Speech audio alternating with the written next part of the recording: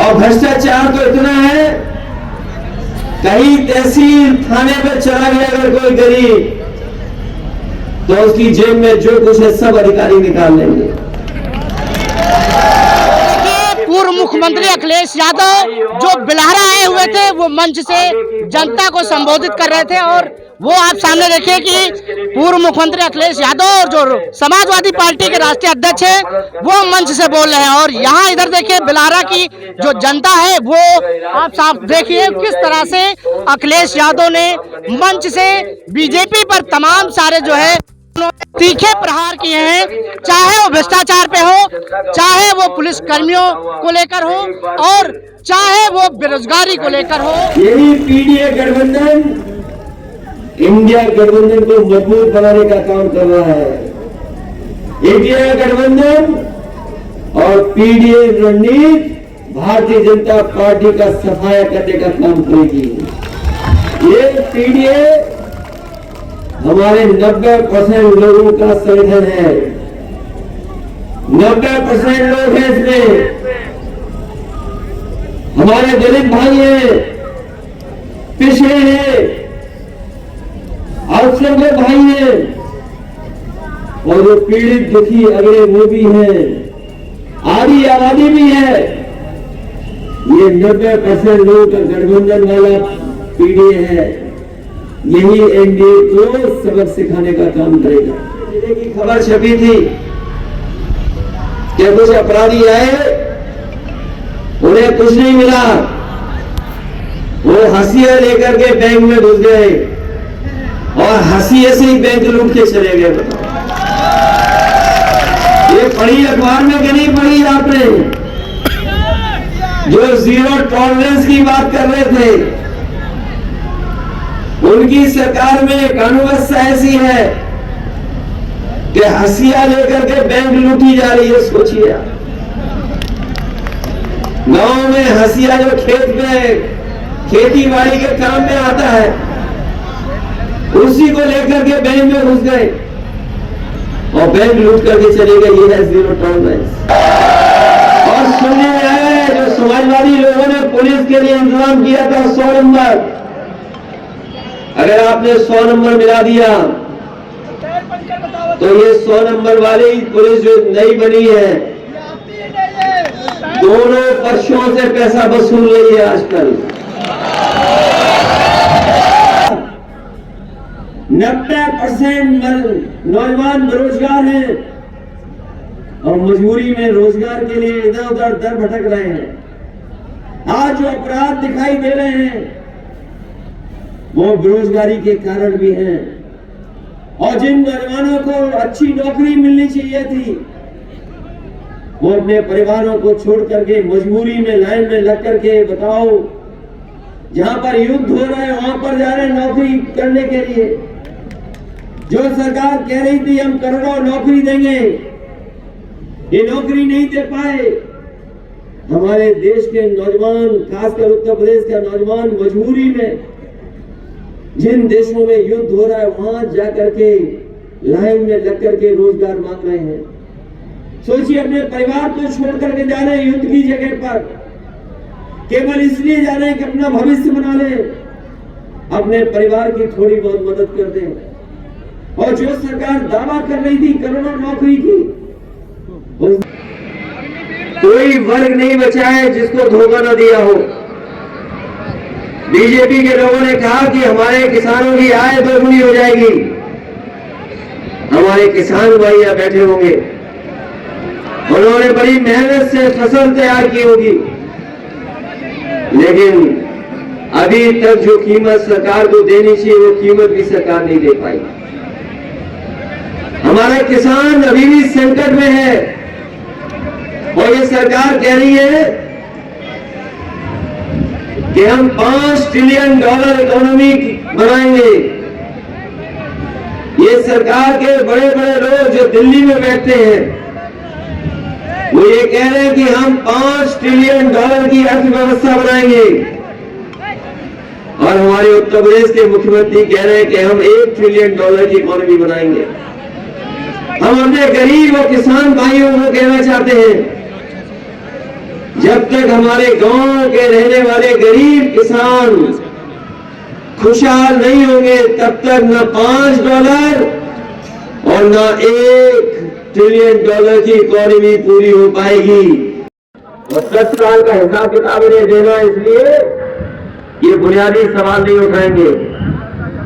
10 साल दिल्ली के सरकार के और 7 साल उत्तर प्रदेश की सरकार, बताओ 17 साल का हिसाब किताब क्या है इनका? डबल इंजन की सरकार का हिसाब किताब क्या है? इन्होंने केवल गरीबी, बेरोजगारी और महंगाई बढ़ाई है। इन्होंने जनता को दुखी किया है। हमें उम्मीद है आने वाले चुनाव में आप सब लोग मिलकर के समाजवादी पार्टी को मजबूत बनाने का काम करेंगे। ये वो इलाका है जहां पर किसी का कोई वोट नहीं निकलेगा, सब वोट समाजवादियों का होगा। ये बहुत पुराना समाजवादियों का गढ़वा है। हमें उम्मीद है कि आप सब लोग मिलकर के समाजवादी पार्टी की मदद करेंगे। तो कोई समाजवादी सरकार में जो लैपटॉप आया है, वो अगर ऑन करता होगा, शुरू करता होगा, तो उसमें नेताजी और हम ही लोग दिखाई दे रहे होंगे। और उसकी नकल अब बीजेपी के लोगों ने भी कर दी। जो समाजवादियों ने कभी काम शुरू किया था, जो समाजवादियों ने काम शुरू किया था, उसी की नकल बीजेपी के लोग कर रहे हैं। वो लैपटॉप तो नहीं दे पा रहे हैं, लेकिन मोबाइल दे रहे हैं छोटा सा, बहुत छोटा मोबाइल दे रहे हैं। और जब चलाते हैं लोग तो ऐसे उंगली करते रहते, वो चलती नहीं है उसकी स्क्रीन।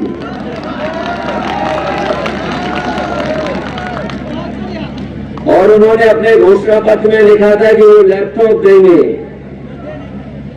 लेकिन बीजेपी की सरकार ने किसी को भी लैपटॉप नहीं दिया पढ़ने वाले बच्चों को।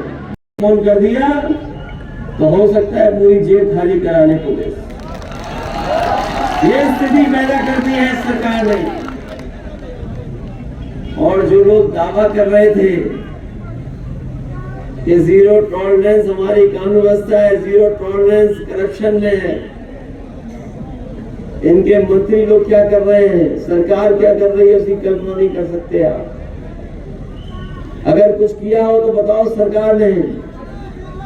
बिजली का बिल महंगा देना पड़ रहा है, सरसों का तेल महंगा खरीदना पड़ रहा है, दाल महंगी खरीदनी पड़ रही है।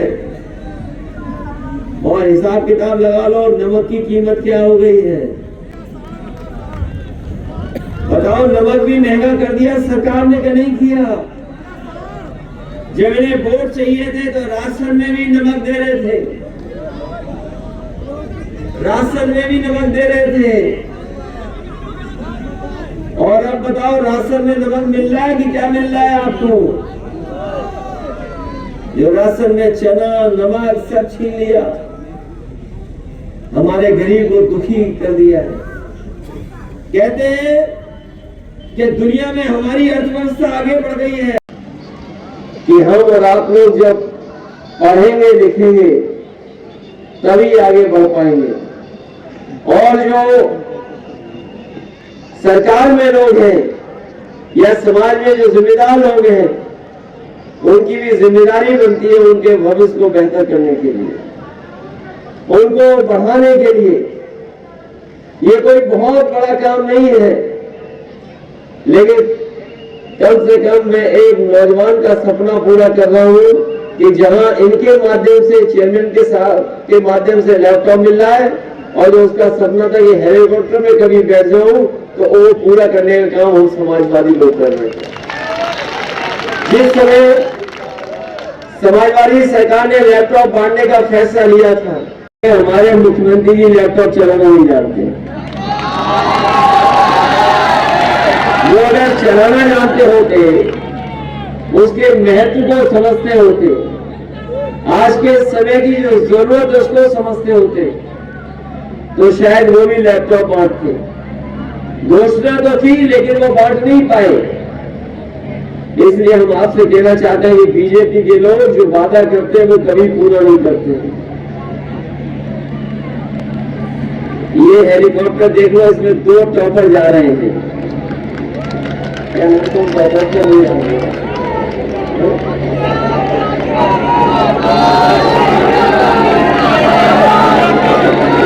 वो जा रहे हैं लखनऊ तक, जो जा रहे हैं नौजवान टॉपर हैं आपके बीच के,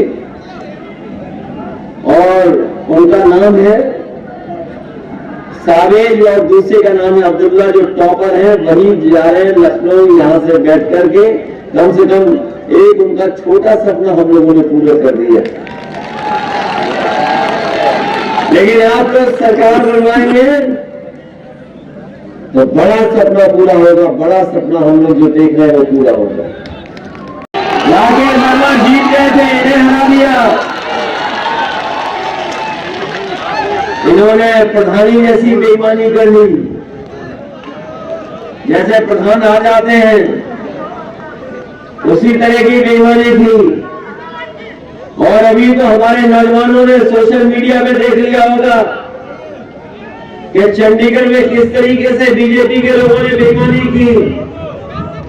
कैमरे के आगे उन्होंने बेईमानी कर ली, जीता कोई, वोट किसी के लिए पक्ष में पड़ा। उस चुनाव अधिकारी ने पेन निकाल करके वोट खराब कर दिया और रिजल्ट बीजेपी के पक्ष में कर दिया। बताओ, सबने देखा कि नहीं देखा? और जनता क्या कुछ कहती है। Satish Kashyap, news of nation, Barabanki.